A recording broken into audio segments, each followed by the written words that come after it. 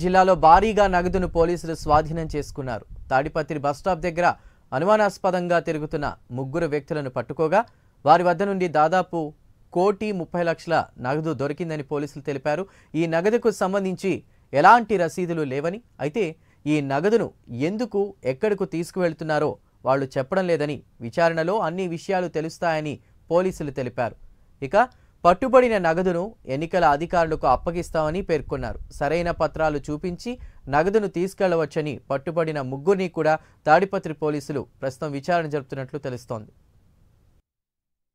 31/3/2024 తేదీన మన Tadipatri DSP Shri CM Gangaiah గారికి రాబడిన సమాచారంపై మన జిల్లా ఎస్పీ గారు ఉత్తర్వుల ప్రకారం తాడిపత్రి టౌన్ సిఐ గారు అలాగే తాడిపత్రి రూరల్ సిఐ గారు వీళ్ళిద్దరికీ మన డిఎస్పీ గారు సమాచారం ఇవ్వగా వాళ్ళు రెండు వైపుల నుంచి వెహికల్ చెకింగ్ చేయగా నిన్న తాడిపత్రి బస్ స్టాండ్ దగ్గర ఆర్టీసీ బస్ స్టాండ్ దగ్గర ముగ్గురు వ్యక్తులు, ఒక జెంటు, ఇద్దరు లేడీస్ అనుమానంగా తిరుగుతుంటే పోలీసు వారు చూసి వారు పారిపోతుండడానికి ప్రయత్నిస్తే పట్టుకోవడం జరిగింది సిబ్బంది సహాయంతో.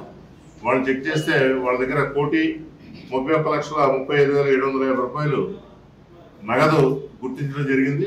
దాని మీద వెరిఫై చేస్తే ఏ విధమైన దానికి సంబంధించి బిల్లు లేకపోయేసరికి వాళ్ళని కస్టడీలో తీసుకుని వాళ్ళ ఒక కేసు రిజిస్టర్ చేయడం జరిగింది.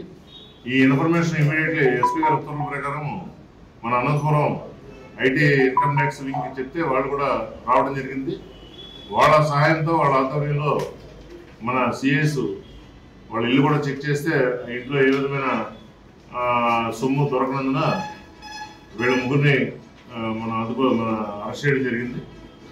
ఈ ఏదైతే సీజ్ చేస్తారో అమౌంట్ ఇది ఇన్కమ్ ట్యాక్స్కి అప్పచెప్పడం జరుగుతుంది.